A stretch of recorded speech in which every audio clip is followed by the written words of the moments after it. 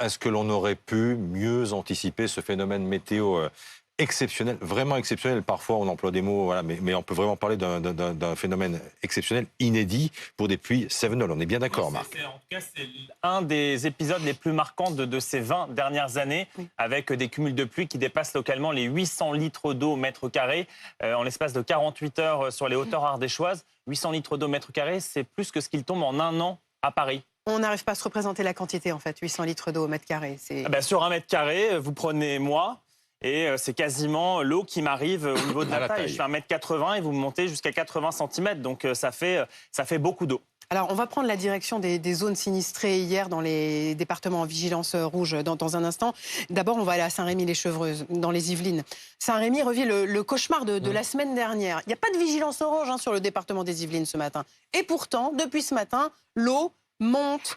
Clémence Renard, vous êtes à Saint-Rémy. Alors, apparemment, on vient de perdre Clémence Renard. On va la retrouver dans un instant. Mais on va regarder de nouveau l'image des dégâts, parce que l'heure est évidemment à l'évaluation de ces dégâts dans les 4 départements qui étaient en vigilance rouge, Loire, Haute-Loire, Rhône et département de l'Ardèche. Et l'image la plus spectaculaire ce matin nous vient de Rive-de-Gier. Rive-de-Gier dans la Loire, où nous attend Marie Gentric avec ces voitures comme abandonnées par les flots au milieu des rues de Rive-de-Gier. Image de Marie Gentric, vous avez vu peut-être hier, ces voitures qui étaient charriées par les... C'était même plus une rivière puisqu'elle avait quasiment atteint les 5 mètres de hauteur. Et par miracle, il n'y a pas de victimes ce matin à Rive-de-Gier, mais forcément des dégâts énormes avec des équipes municipales qui sont à pied d'œuvre depuis le milieu de la nuit pour commencer à nettoyer, à déblayer, à enlever les embâcles. Comme c'est le cas également à Annonay où nous attend Noémie Vira. Noémie. Oui, nous sommes cette fois-ci dans une boutique de prêt-à-porter qui a été touchée par les inondations. Le sous-sol qui servait de zone de stockage pour une grande partie des vêtements a été endommagé. L'eau a envahi l'espace, atteignant près d'1 mètre de hauteur. Vous pouvez peut-être remarquer la démarcation sur les murs et les pertes s'annoncent déjà considérables pour la propriétaire avec qui nous sommes ce matin. Nadège, bonjour. Avez-vous déjà pu estimer l'ampleur des dégâts?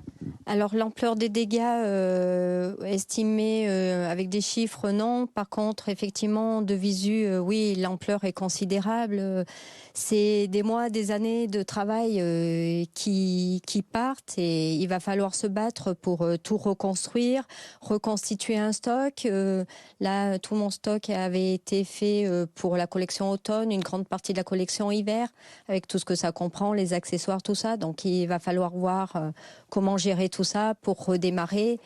Voilà, donc aujourd'hui, il faut faire le constat, il faut tout vider, débarrasser, nettoyer et voir avec toutes les parties assurances, tout ça. C'est un gros travail qui s'annonce. Après, je pense, voilà, on a un grand esprit de solidarité, j'ai pu le constater hier, qui s'est mis en place. Et puis, je pense surtout à mes collègues qui ont été beaucoup plus durement touchés, voilà, qui, eux, ont tout perdu. Et je sais ce que c'est aussi de tout perdre. On voit évidemment que cette solidarité est forte entre vous, les commerçants ici à Annonay. Beaucoup de commerces qui ont été touchés parfois jusqu'au plafond. Oui, on a des commerçants. Moi, j'ai des collègues que je connais très bien qui ont vraiment tout perdu. Donc voilà, à côté, je relativise. Et nous, voilà, on est commerçants, on est tous différents. Il y a des indépendants, il y a des franchisés. Mais vraiment, on sent qu'il y a une solidarité qui se met en place. Et même avec nos clients, les habitants, il y a vraiment un esprit de solidarité parce que c'est quelque chose qu'on n'a jamais connu. Et voilà, on se disait, on le voit, ça arrive aux autres. Et aujourd'hui, c'est à nous. Merci beaucoup Nadège, on vous souhaite bon courage pour la suite. Évidemment, c'est un coup dur pour ces commerçants qui paient le prix fort de ces inondations ici à Annonay. Et le maire d'Annonay nous disait tout à l'heure que c'était en plus tout le centre-ville, tout le centre commercial donc de la ville qui avait été touché. Agnès Pannier-Runacher, qui sera d'ailleurs l'invitée d'Apolline de Malherbe dans une dizaine de minutes maintenant, la ministre de la Transition écologique, sera sur place tout à l'heure, comme elle se rendra également dans le département de la Loire à 13h à Chavanay très précisément et 14h30 pour Annonay. Autre commune sinistrée, Givors dans le Rhône, où l'on va tout de suite rejoindre Lola Bay. Lola, il y a des centaines d'habitants qui ont dû être évacués in extremis hier au moment où l'eau s'est mise subitement à monter dans les rues de Givors. Et vous vous trouvez ce matin dans un lycée de Givors, je crois, qui sert de centre d'hébergement en fait depuis hier après-midi. Oui, tout à fait. Aristide Anna qui m'accompagne va vous montrer. On a 23 élèves ici qui sont actuellement en train de prendre le petit déjeuner.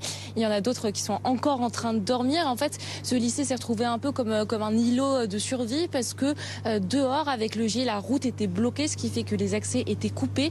Je vais me tourner vers le personnel qui est mobilisé, cuisinier Franck et Sonia, c'est bien ça. Vous êtes surveillante ici. Vous m'avez dit tout à l'heure, c'était comme un coup de massue, c'est ça?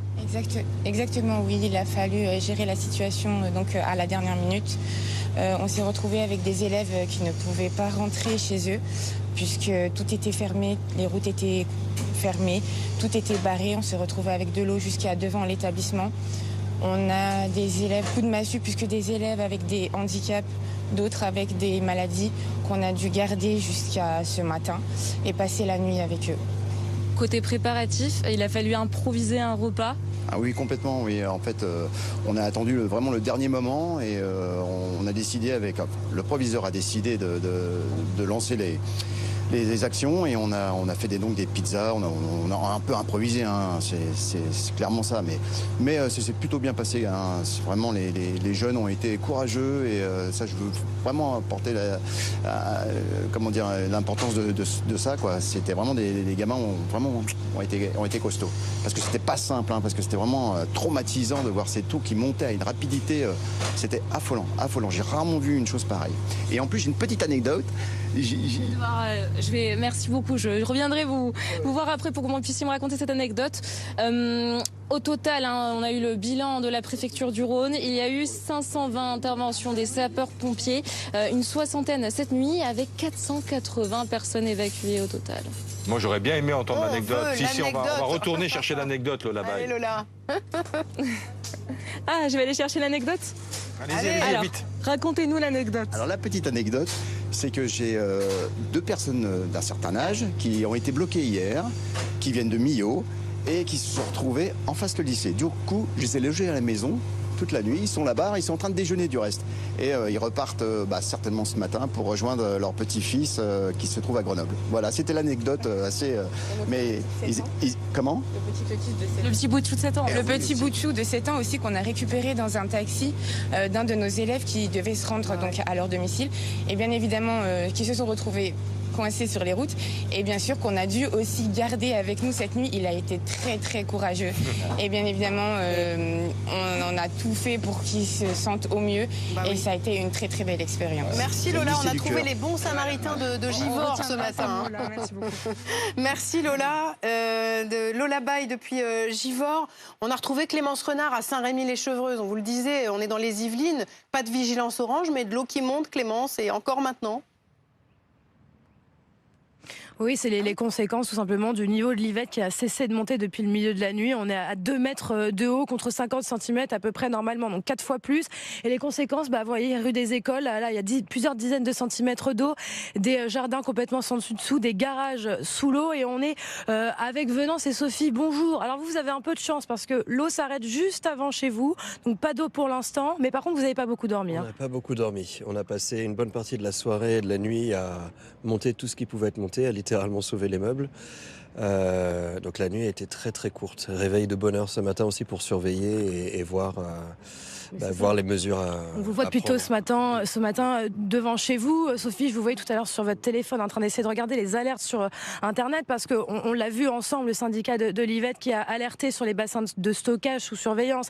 Ils sont pleins, la menace c'est que ça déborde et vous avez peur que le niveau continue de monter comme la semaine dernière. J'ai très peur parce que parfois on peut être vraiment surpris. Donc là, je crie pas victoire. C'est pas parce que l'eau est devant la maison qu'elle va pas y entrer.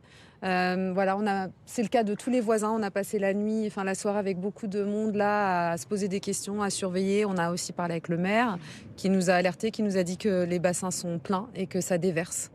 Donc voilà, on est fatigué, ça fait beaucoup. J'allais vous dire, 2 fois en une semaine, comment vous vous sentez ? Épuisé et on a l'impression que c'est pas réel en fait ce qui se passe. Donc je vous souhaite bon courage. En tout cas, il n'y aura pas de travail pour vous aujourd'hui. Votre université est fermée. Les enfants n'iront pas à l'école non plus. Les établissements sont fermés. Voilà, je vous disais donc la zone qui est sous surveillance avec ces bassins de stockage qui sont pleins. Le risque, c'est que donc ça déborde. C'est le bassin de Bure-sur-Yvette là qui est sous surveillance actuellement.